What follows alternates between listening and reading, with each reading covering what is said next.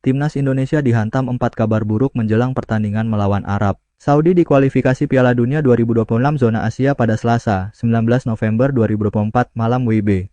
Pertandingan antara Timnas Indonesia melawan Arab Saudi akan berlangsung di Stadion Utama Gelora Bung Karno, SUGBK, Selasa, 19 November 2024. Kita ingat bagaimana sudah komplit. Mengenai kaki di Sandi arah bola.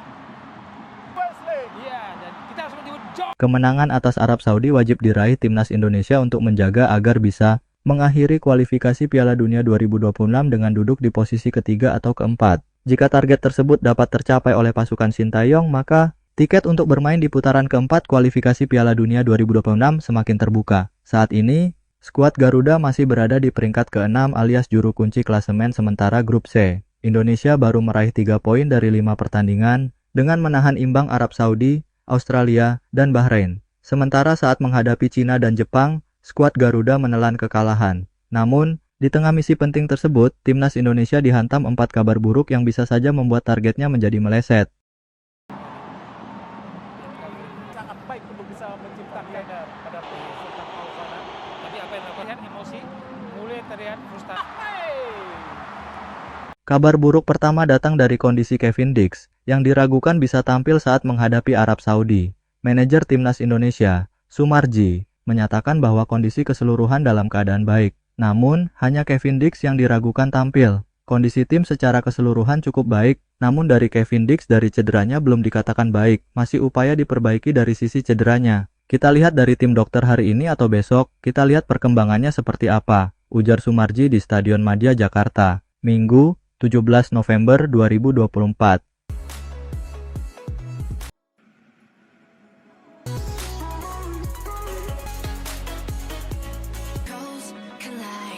Pemain FC Copenhagen ini mengalami cedera saat Timnas Indonesia dikalahkan Jepang dengan skor 0-4 di laga sebelumnya. Kevin Dix ditarik keluar pada menit ke-40 oleh Sintayong setelah sempat mengalami benturan dengan pemain Jepang. Dia pun tidak terlihat dalam sesi latihan sebelum laga kontra Arab Saudi di Stadion Madia, Jakarta, Minggu, 17 November 2024.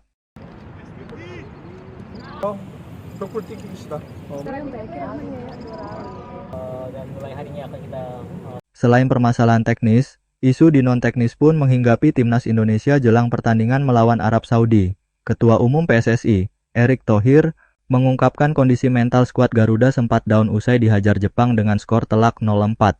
Di locker room kemarin tentu mereka down, karena mereka ingin sesuatu yang luar biasa, ujar Erick Thohir di Stadion Madia, Minggu, 17 November 2024. Jika hal ini tak segera diatasi, bukan tidak mungkin target meraih kemenangan atas Arab Saudi akan kembali meleset. Hal ini membuat langkah skuad Garuda untuk lolos ke putaran keempat kualifikasi Piala Dunia 2026 akan semakin berat.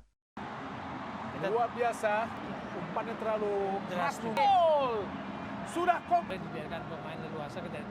Terpecahnya pendapat supporter tentang posisi Sintayong pun menjadi kabar buruk bagi Timnas Indonesia. Setelah pertandingan melawan Jepang, media sosial diramaikan dengan tagar "Hana Estiaut". Mereka tidak puas dengan beberapa keputusan Sintayong, seperti mencoret Eliano Regenders dari daftar susunan pemain melawan Jepang. Namun, ada juga supporter Indonesia yang menolak tagar tersebut karena menilai Sintayong masih sangat layak menjadi pelatih skuad Garuda. Hal ini tentu saja bisa memengaruhi fokus dan konsentrasi Sintayong jelang pertandingan melawan Arab Saudi.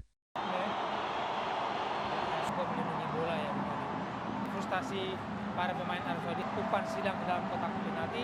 Pernyataan mengejutkan datang dari Erick Thohir usai Timnas Indonesia dikalahkan Jepang pada pertandingan sebelumnya. Erick Thohir mengatakan siap mundur dari kursi Ketua Umum PSSI jika pelatih dan pemain tidak percaya kepada proyek besar yang saat ini sedang dibangun. Selesai pertandingan saya bertemu media, mereka semua ada di luar. Apa yang saya katakan kepada mereka, itu menjadi tanggung jawab saya, ujar Erick Thohir dikutip dari akun Instagram resminya pada Sabtu, 16 November 2024. Dia kemudian bertanya kepada Jay Ijes dan kawan-kawan, apakah masih percaya kepada proyek yang saat ini atau tidak. Sebagai Ketua Umum Federasi Sepak Bola ini, dengan semua hasil yang kita terima, saya membawa pelatih, saya membawa seluruh pemain untuk percaya pada proyek ini, katanya. Pertanyaannya, apa kalian masih percaya pada proyek ini? Apakah kalian masih percaya pada saya sebagai pemimpin kalian? Tanya Erick Thohir.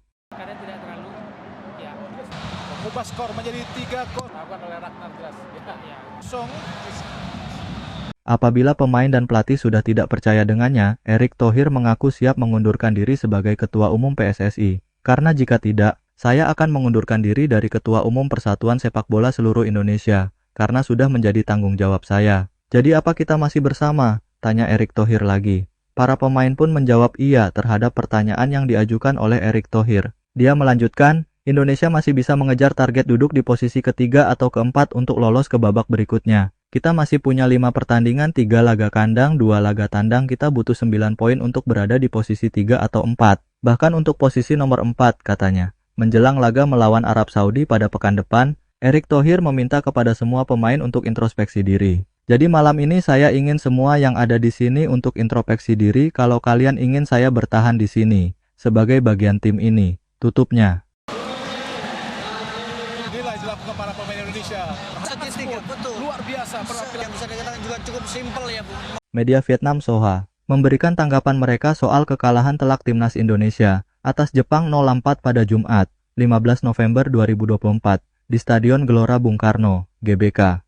Menghadapi tim terkuat di grup C Jepang, pelatih timnas Indonesia Shin Tae-yong menurunkan hingga 9 pemain naturalisasi di starting line-up, kecuali Rido dan Sayuri. Juru taktik asal Korea Selatan itu nampaknya ingin menggunakan pemain yang kuat secara fisik dan memiliki kemampuan bersaing dengan para pemain dari Samurai Biru. Faktanya, skuad naturalisasi Indonesia bermain cukup baik melawan Jepang di 30 menit pertama, tulis media Vietnam Soha, Jumat, 15 November 2024.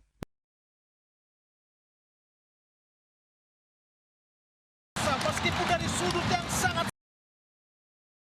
Bisa melepaskan tembakan yang mengganggu karena mengganggu semuanya menunggu. Meski kurang menguasai bola, namun timnas Indonesia tetap menciptakan posisi bertahan yang relatif solid. Skuad Garuda bahkan beberapa kali menciptakan situasi serangan balik berbahaya pada menit ke-9. Sayang striker Orat Mangoen tidak bisa memanfaatkan saat menghadapi kiper Suzuki. Peluang yang disia-siakan itu akhirnya dibalas Jepang dengan mencetak gol pembuka.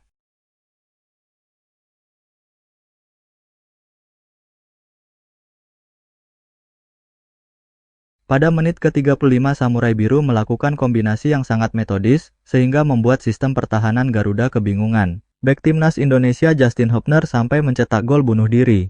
Gol tersebut langsung membuyarkan konsentrasi skuad Garuda. 5 menit kemudian, giliran Minamino mencatatkan namanya di papan skor dengan cukup mudah. Mitoma leluasa bekerja sama dengan Minamino untuk menembak ke gawang tim tuan rumah. Tertinggal 2 gol memaksa Indonesia menyerang dengan harapan rapuh. Pas yang berbahaya. Kemudian kalau cegatannya inilah dilakukan para pemain Indonesia. Pemain Indonesia lakukan sudah dapat. Di awal babak kedua, barisan pertahanan Garuda kembali melakukan kesalahan. Kiper Martin Paes melakukan blunder dengan mengoper bola langsung ke kaki Morita, sehingga pemain tersebut dengan cepat mencetak gol ke sudut jauh. Skor menjadi 0-3 untuk tim tamu. Pelatih Shin Tae-yong merespons dengan melakukan beberapa pergantian personel, di mana ahli lemparan ke dalam Arhan dimasukkan. Namun strategi ini pada akhirnya tidak membuahkan hasil, meski beberapa kali sempat membahayakan gawang Zion Suzuki. sudut yang teori, Bu. Tapi bagaimana sulit memang. Keunggulan Jepang terus ditunjukkan melalui gol keempat yang dicetak pada menit ke-69. Melalui kombinasi yang cukup sederhana, Sugawara berakselerasi dan mencetak gol penentu dari sudut sempit, hingga tak mampu dibendung oleh Paes. Di menit-menit tersisa, Indonesia terus menekan dengan sia-sia. Di pihak Jepang, para pemain sepertinya sudah tidak terlalu tertarik untuk mencari gol lagi, tulis Soha. Pertandingan tersebut diakhiri dengan kemenangan akhir 0-4 untuk Jepang. Dengan kekalahan telak ini, timnas Indonesia masih berada di peringkat terbawah dengan posisi yang dirugikan cukup besar dibandingkan dua tim yang bersaing memperebutkan posisi keempat, Cina dan Bahrain. Dengan situasi saat ini, pelatih Shin Tae-yong dan anak asuhnya sudah kehabisan harapan untuk memperebutkan tiket langsung ke Piala Dunia 2026.